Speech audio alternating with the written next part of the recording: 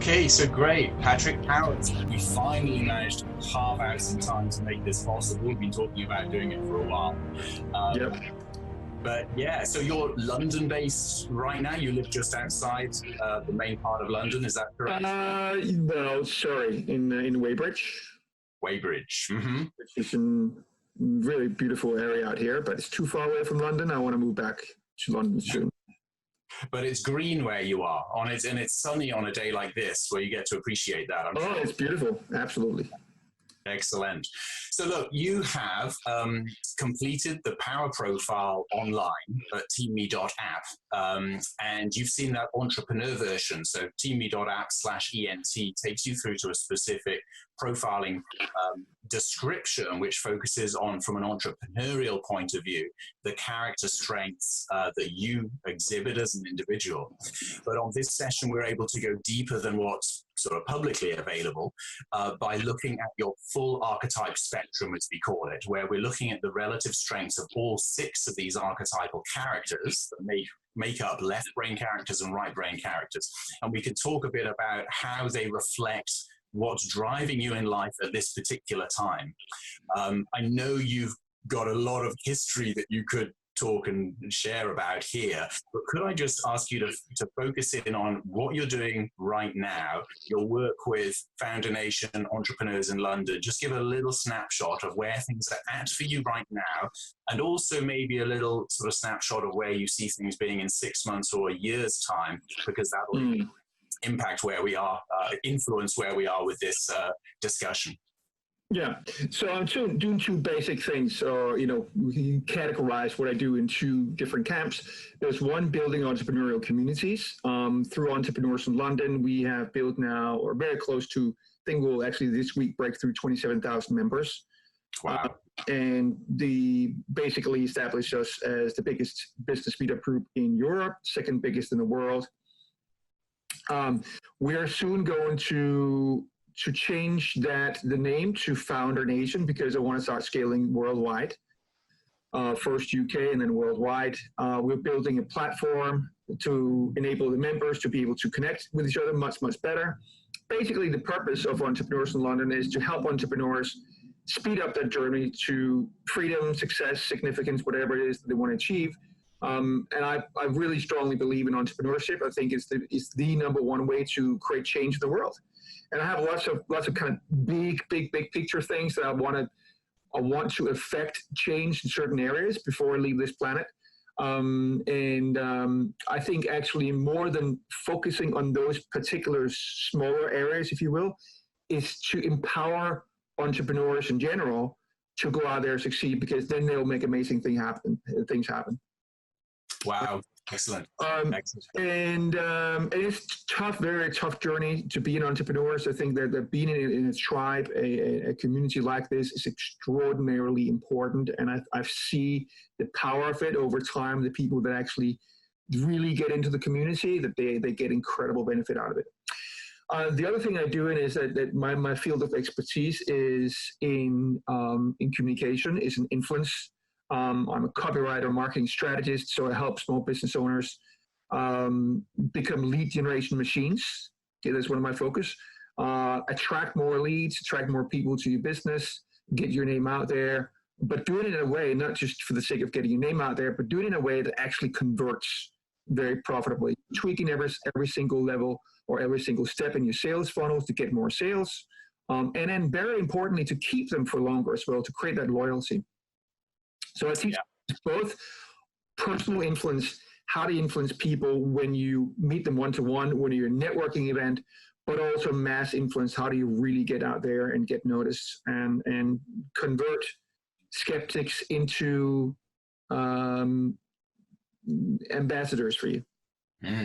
That's been really interesting to understand, and you've had such a journey to get to that place, which I've heard you speak at several of the Entrepreneur in London events. You've given just a little snapshot of how your life has gotten you to this place, and the importance now that you're laying upon networking, upon clarity of communication, of impacting the audiences, or creating audiences and then impacting them.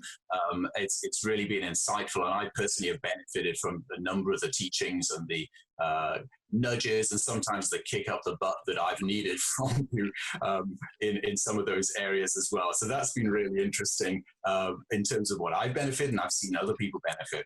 And there is a particular flavor to entrepreneurs in London, which actually, interestingly enough, does come out through the profile. Now, very much wherever you are, a leader or an entrepreneur is going to very often create a culture around themselves, whether they intend to or not. The values that they carry deep inside form and forge the culture of whatever situation that they're creating, whatever company they're creating. And we see that actually with your profile. So do you remember the two strongest characters in the power profile when you saw that displayed on the app itself? Yeah, was the sage and the lover.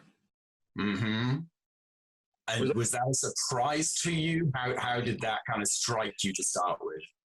No, I don't think it was actually a surprise. What I was surprised about how little difference there actually was between the different categories for me. There was not one that was like standing out as being enormously big and another one enormously small. They're kind of a little bit balanced. That actually, it surprised me a little bit. Okay. In terms of the lover is I'm trying to get much more love into our community in terms of like really creating that feeling of, hey, we're family. We're in this together. We're family. We're friends. This is not just another meeting, right? I mean, that's just like, there are so many meetings. Why would you even go to another meeting? I don't even understand it. The older I get, the more I want to be part of a group of friends, like really friends that work together on important projects and changing the world and making things happen in business. And that's what we're trying to create here. Yeah. And I think one of the reasons why I feel so strongly about family is that we actually, when I grew up, we actually didn't have much of a family bond. I didn't really like my family. I don't think they like me, to be honest. So I think this is a need that I've had throughout my life, to have that family around me that I'm now actually creating through this community. Yeah, and why not? And I think all of us, whether we have come into life and have been nurtured and have been given great opportunities, or whether there's been a huge challenge we've had to kind of grow inside and in a way compensate for, it still makes us who we are and helps us to define who we are, to make the contribution we're going to in the world. And sometimes I think some of the people who've made the greatest impact have come from an area which they weren't well fed, weren't well nurtured, weren't well supplied, but they saw that and they pushed through. There's a book I've been reading recently, The Power of Broke, and it shows how having nothing helps you to get more creative and to do stuff that the rich kids would never have thought of doing, because it's not the conventional path. It's like, well, what can I do is the question. And if you find something, even when you're broke, you can find a way of making things happen in a remarkable way. So that's interesting how you're in a sense, it's a compensation, but it actually has led to a group that has a unique sense of value behind it, because people do comment on that. And all of your team who help run the show, they are all of a like mind, and you train them and encourage them to do that, to shake hands, to speak to people, to try and remember their names, to go back to them later, to connect people. There's a real care there that is nurtured and encouraged by you as the leader, and that is really evident. So it comes through, that flavor permeates the whole event, but your team in particular. Yeah, and what's really interesting is that it's only relatively recent that I really started to use that side of me, and I think it was because, I don't know, I was kind of so focused on doing the work and getting the business and surviving in business and all that kind of stuff, that I really didn't stop to think about who am I really. And I did that 1.5 years ago. And so, well, actually almost 2 years ago, and said, no, I've got to rethink the way that I run entrepreneurs in London. And I got to have more of what I really am about. And since I started doing that, it's just flowing. It's becoming better and better and better. And I'm using more and more of that side of myself. And I'm more and more pleased with it. I get more and more enjoyment out of it, and it seems like we're attracting more and more great people as well. Yeah. Yeah, excellent. Both kind of at the low end of punters coming in and saying, who are they? Because there's a lot of new people at every event that I've been to. Like a significant proportion of them are new, first time they've been there. But also at the higher end, you're getting higher and higher levels of speaker, people who've made more and more impact in the world and are willing to share that with the guys as well. So it's growing in every way. So look, if we can dive into your full archetype profile. So we've majored on the power profile, said sage and lover. And the sage, just to reiterate then, it's the character who is looking at what's real, is concerned about evidence and facts, is a sense of history as well. It's like, how did we get to where we are? What's real about the situation? Let's get clear on that, and let's make sure we're measuring the right thing here. And yet that's equally balanced with a lover character that is exactly the same strength from the the full archetype profile. And both of them are coming in at about 6.8. Which is very mature, very well-developed characters. And they're just taking the lead. The interesting thing that beyond that, and we'll look at these as well, is that the mystic and the warrior characters are just a little step behind, followed by the sovereign. And then last of all, I was quite surprised about the mystic, actually, that was scoring so high on it. Yeah, and yet we'll unpack what that's about. But just to reiterate then, so the sage is looking at the facts and the evidence. Now, sometimes that analytical side can actually be to the detriment of the lover character. And if you're Sherlock Holmes, you would have really strong sage, and the lover would be kind of through the floor because you don't have the ability to connect with people whatsoever. There's no empathy, no ability to understand somebody else's position. It's just like, well, the facts say this, so that's the truth. What are you concerned about? Why are you crying? Sort of thing. That's Sherlock Holmes. I used to be way more like that when I was younger. Yeah, and yet you've allowed that lover character to develop over time, and we do shift over time, and certain cultures will nurture certain characters as well more than others. So every one of the things with that app, I do ask what country people are from, and it's a tedious list, but it really helps in terms of we're actually building out a map globally now about entire countries and their archetype profiles, the dominant archetypes within each of those. One day we'll get it down to cities, maybe down to postcodes, but that's now. That's really fascinating, though. I mean, I'm from Denmark, and I think in general we're more towards being analytical in Denmark than towards being emotional. Yeah, I think so. And so you see that often with individual cultures have that certain way of looking at things, and the Scandinavian sort of cultures have a lot of that, which is why there's some really strong IT firms coming out of Scandinavia, well established, last 30 years. So that's fabulous. And yet now the lover character has also come up to balance that out. And it's very clear that just in meeting you, that you have a care and a concern for the person in front, and you have that degree of empathy and that ability to connect with people. So these two characters are neck and neck. So you mentioned the mystic, and you saw when I sent the graph through, you get this clearer picture of who else, because when you get the power profile, you don't know whether one of the other characters is just a step below or is all the way down on the scale. And yet there's a big story to be told as we unpack that. So the mystic character is looking for essentially, I sum up the mystic as, for entrepreneurs, is often the innovator.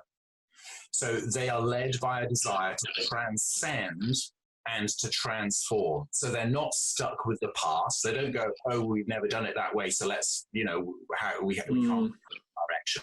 They will say, no, let's transcend that. Let's transcend everybody else's rules. Let's transcend the ways things have been done in the past. Let's transcend all kinds of limitations with an aim to transform, to create something new. So Steve Jobs, for example, his power profile would be sovereign mystic. in that he was definitely the boss, but he was led by a very, very strong desire to dream up something new and then pull it into the present. Some mystics get stuck in a dream and never make it real. And they live in la la land and cloud cuckoo land. And they don't get real, whereas the ones that are balanced with the sage will see something new, and then the sage will say, okay, so practically, how do we make that happen and operationalize that? And then you hand it to the warrior to get it done. Does that make sense? You see that's... Yeah, absolutely. I can see big time. In fact, my first successful business was in a field in health that was very innovative, even revolutionary. And then since then, I realized that I thrive on coming up with solutions that are on the cutting edge. Being a pioneer is really something that drives me. Yeah. So it's as if this conversation goes on in your head. Now, I don't know whether the sage or the lover leads because they're both there, but I think it probably goes this way. New situation, new people. Your first thought is, let's connect with the people that we've got here. Let's make sure that there's a sense of connection, there's harmony, there's unity with this. There's a sense of let's make this body of people into a bit more of a team. And then straight off the back of that, there's this thought, and it could have come before this because they are absolutely neck and neck, which is like, okay, guys, let's get real. Girls, what have we got here? What's real about this situation? What can we measure? What can we see? Where exactly are we at? Let's get that clarity, factual clarity. But then from that, as soon as those two are satisfied, up comes the mystic to say, right, what can we make of this? Let's imagine something better and put that in front of us. And then shortly after, does that make sense in terms of the... Yeah, actually, I just think it's flipped around, and I can see now my graphs and the base of the mystic are very close to each other, and that's so interesting you say that, because I think you're absolutely 100% right about when I meet someone, I want to build a team, create that trust, create that, tribe. Because, I mean, if you don't, it's kind of my logical thinking coming in here as well, but it's not just social for the sake of being social, but we need to be social to make things happen. We need to create trust. We need to create a band of people here that work well together. And then the second thought, when that is established, is actually, what can we create? Like, what could we have happened from this? Let's brainstorm some ideas. Where can we go, and so on and so on. And then the analytical side actually comes into it third. Okay, yeah. So these are all very, very close. And again, you'd commented just before we got talking here that some of the questions, I said, I'm still open to refining some of the questions. I find that they're more accurate than I expected them to be, but still some people read the question and go, hang on, is that a double negative? How do I answer that? And I need to work on it. Sometimes you got two words in there and you say, well, one's true, but the other isn't. So how do I answer that? So it's still, we'll work on this and get this going. But trying to keep it down to 30 questions was key for me. You don't want this endless survey, keeping it down there. But what it does do is it elevates values. And if nothing else, the profile here will help to raise conversations, to bring up topics of conversation. And from a coaching standpoint, it's absolutely key that you can see what's driving somebody. But, the specific order, it may shuffle a little bit over time. It's interesting to have that comment from you. It's just, I also imagine that in your head, there are some sentences that start with the sage, but drift into the mystic, or start with the mystic. And by the end of the sentence, moved into the other one. It's not like you're locked in with one character. Having these guys so close to each other indicates that you have the flexibility to go from one space to another without real hindrance. It's not like you're... Yeah, that is interesting. Now that we're having this conversation, I'm starting to think more about my thinking processes. And I can clearly see now that, typically, once I trust someone, once I like someone, then it's like, what can we create together? And then it's big pictures, ideas, it's creativity. And once we start to figure out, like, oh, wow, that's a great idea, then let's look at the facts. Where are we standing? Does this have legs? Let's look at the statistics and the numbers and all that kind of stuff. Yeah. So if quite often you have the challenge between the mystic and the sage, that if the sage is really strong, sometimes the sage can kill the mystic's ideas a bit too soon. But we do need the mystics, we do need the accountants at some point to come along and say, okay, but let's get real about the numbers here, because the numbers tell us this story. And you do need that balance. You can't ignore that. You have to be clear about numbers, but you also now need to allow and nurture the mystic and give them the room to create their 101 ideas and not to shoot them down, because some of those ideas, if you allow them room to grow, will actually come through to something amazing, as Steve but also people said, Steve, you live in this reality distortion zone. You're not in the real world.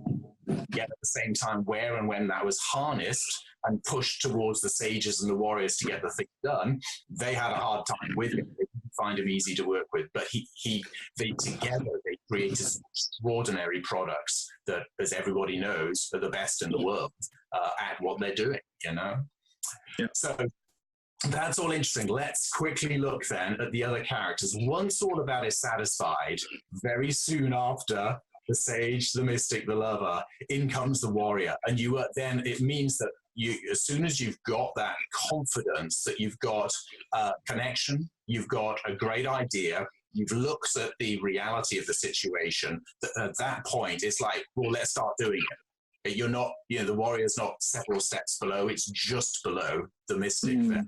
So, and everything's within, I mean, it's not even one, you know, grade apart here. They're all at 6 and just under 7. So that's true there. Once you have got things into action, after that, you begin to think about, oh, okay, actually, guys, we need to, operationally, we need a bit of structure here. So it's almost as if you're more driven into certain actions, and then you look at the bigger picture. It's like, oh, actually, I think we need some more team members. Oh, actually, we need another system to be able to put that together.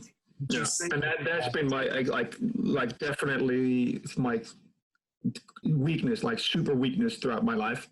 And funny enough, literally within the last week, you know, I've never had any team members, paid team members. I literally hired my first 2 employees in the last week, and I'm hiring probably another one today. Right. Yeah. So yeah. I'm working on that, and there's something that's come incredibly quickly. So it's suddenly almost like it's clicked into place. Oh my God! You know, that's the weakness of mine. Yeah. So that's also, it's been a weakness of mine that I've taken action way too soon. That the warrior has been like, okay, great idea, let's go, boom. Yeah. So I would say the sage is something that I had to develop. Yeah. Yeah. So that's really interesting. What we've got then is the sovereign character is in your typical way of approaching situation. The sovereign character is subservient to the others, so it is going to kick in essentially 5th place, and yet it is over 5. It's still a very mature and strong character as long as the voices of the other guys have been satisfied first. And that's like, satisfy this, please first, satisfy that, then this, and this. And then it's a case of, oh, actually now I need to get the structure in this. Now, the challenge that we've got there at the end as well, there's a positive and a little challenge in here as well, is that if clearly there are some people that would lead with the sovereign and then get the others to serve the vision that the sovereign puts together. So the mystic can come out with general ideas, but there's a difference between the innovation that the mystic brings, which tends to be a bit dreamy or a bit specific about a specific challenge or problem, whereas the sovereign is thinking about the whole realm. And it's interesting to hear you more recently talking about founder nation. You're beginning to talk more sovereign in your language because you hear all of these characters reflected in language patterns. Talking about global influence and setting up things on a global perspective and structurally speaking, etc. That's the sovereign is rising. So I suspect that sovereign has been nudging up over the last year in particular, and maybe a little bit before that, and particularly in the last few months, that character's been getting stronger. You are over 5. That's a mature, strong character, but the others are even more so. So there's a lot of energy going on in the way that you're approaching this. Yeah. Now, I'd raise the challenge point. The jester is last on the list. Now, Yep. you're interesting because I know that you will set aside time for your team and for other people for socializing, and that's probably driven primarily by the lover character. But there's also a sense in which you will let your hair down. It's just that you kind of need to tick all the other boxes before you allow yourself to do that. Oh yeah, that's it. And then there's something that I had to work on, and something that I've has grown, especially in the last year. But you're absolutely right. That's, for me, it's like, okay, we need to focus on the bottom line first. Once that is out of the way, once the revenue is in, the business good, and all that kind of stuff, then we can have some fun. Let's have some fun. Yeah. Yeah. I love fun, and I would love to have more of that in my life, and more of that gesture coming out in me. It's just that it's almost like there hasn't been room for it. Yeah. But the truth is, you've not allowed yourself to go there. I mean, I was interviewing somebody the other day who actually was a sovereign, and then they were jester. It was like, whoa, okay. So as soon as you feel like you've got the structure, you've delegated stuff to the team, and you're confident the team are going to take this forward, the next thing on your mind is, let's make this fun. Yeah. It's really interesting. And they had they carried that lightness with them, and yet that didn't mean they dropped the ball, because the danger with the jester is that you can be too carefree and you can not take things seriously enough. But if they feel like they've got a team which is, no, that's being handled, then actually they can do that, and so that can make some people really attractive, almost infectious with the way that they take that forward. But you're a connected man, but you're also quite a serious man in some ways. And then once those boxes are ticked, okay, we'll let ourselves have some fun. And you know how to have fun. And it's still a 4. It's not a weak character. If it is under 3, then I probably wouldn't find you that inspiring to be around. So it's not, but we know that hanging around, we know that we've got to get the other things in place first of all. And if it came to negotiation, then I would know the sorts of things that would appeal to you if I was to speak to you or put an offer in your way. I know what I'd be talking to you about. This would cause real good connection. This would help to build the network. This would give a sense of community. And in your mind, things are going, yep, like the sound of that. And then I'm saying we can transform this, we can make it something new, and here's the numbers which I think back that up, and I'm imagining that I'm ticking all your boxes there, and I've already started to take some action over here, but let's discuss what other action we can take to move this forward, or how we can refine these things.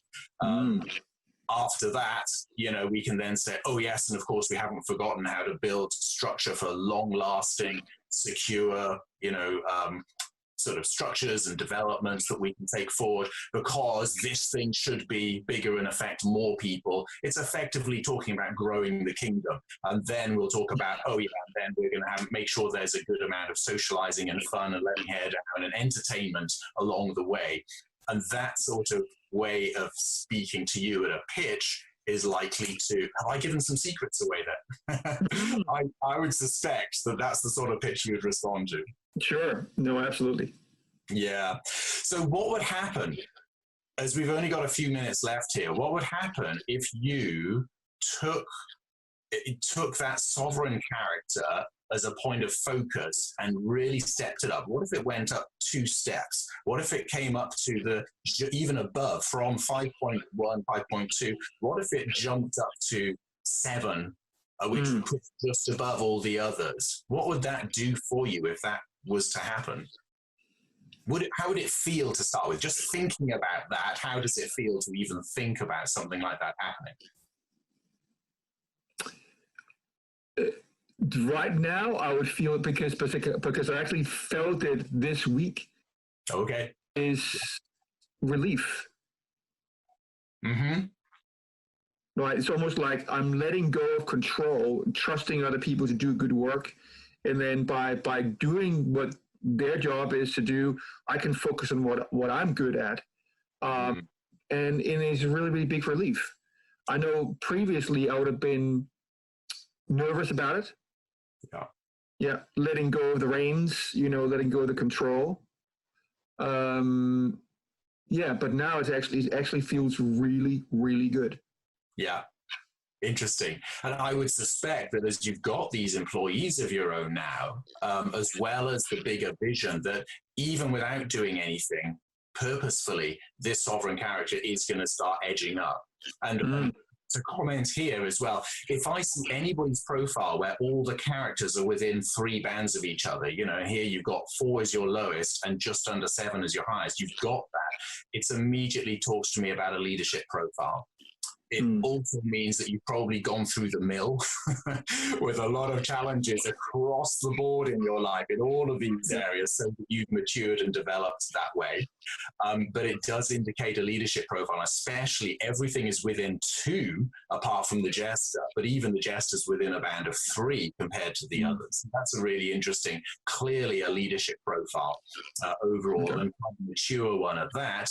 And yet it's still also interesting to say, as I press forward to my vision, if I was to up any one of these characters, what would happen if? And that's why I wanted to put that sovereign sort of challenge your way.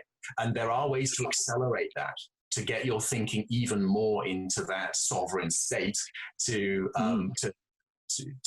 bring that alive, and then to live off the benefits of that as well. So a number of tools. You know, it's funny that if that happened, or when it happens, what I can feel, if it happened now, if it happened today, that like, I had just had team to take care of all the, you know, small annoying tasks and all that kind of stuff, that will allow me to be much more in the mystic, I think, and warrior, just like out there taking action, and the mystic of thinking big, being creative. Yeah. I think that I actually miss more of that, or love to have more of that in my life. Yeah, allowing room and space for that as well. Yeah, absolutely. I've heard that from a few. In fact, Matt Black, I did a session with him a few weeks ago, and he talked about the same. He'd say, I'd like to allow more room for that mystic, because he's doing a lot of speaking. He's doing a lot in investor circles now. But he says with the speaking side of things, I want to go more to that mystic and be more visionary in that sense, whereas actually very strong on the sovereign. He's like, here's an opportunity, let's structure it. Oh, he's amazing in that. I mean, literally unbelievable. I don't think I've ever met anybody that is just like, all right, we should do this, and we'll outsource this, and I'm not going to do any of it. Absolutely. And so that session with him unpacked the sovereign character in a remarkable way. It was really good to have that exploration. And yet he's also quite strong with the mystic, and he said, I'd like to see more of that to come out, where it's more of that dreamy visionary stuff to go to places that the sovereign's very pragmatic with the sovereign side of vision, whereas the mystic's like, forget pragmatism, I'm just going to dream, you know, what if. So that's fascinating. So look, we are almost out of time. I don't know if there's any last comments that you might have on this, but it's been fascinating just to unpack that. I will just sort of stress that when you start getting profiles across teams, and it would be interesting for you to do the profiling with your new employees. I did this with Ash Ali and his U-Hubs team recently, and he said, this really confirms where I'm heading, the shifts I've made recently, but also the hires I've made and need to make, that I was looking for people at this and this, the whole profiling thing. It was really a confirmation to him that he had the right people lined up to do what was necessary, because every business needs to have a slightly different profile. Otherwise, they're not really doing anything unique. But they also need to have us across the board. They do need somebody meeting all of these needs, because this is kind of a holistic approach that a person and a business does need in order to be successful. Excellent. Don't we have any other questions? I mean, this is going to be another conversation about, you know, how to develop that sovereign side of myself. Yeah, so what I will do is I'll ping your way for free an audio that I created a while ago called the Sovereign Activation. And I've got one for each of the archetypes. If anybody needs to step up, you literally just listen to the audio. You'll hear sovereign words spoken with sovereign tonality, with sovereign music steering you up in the background.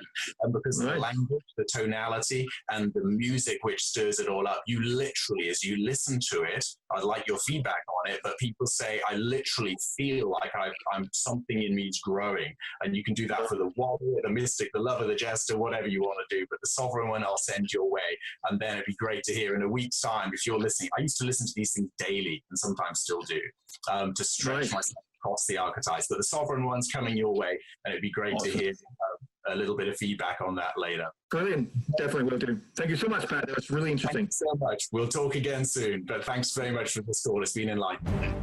So there you have an insider's view of one of these signature impact consultations, where we understand all 6 archetypes and how they're impacting somebody's life, and how a shift and a change there could seriously help them to move significantly further forward in their chosen field.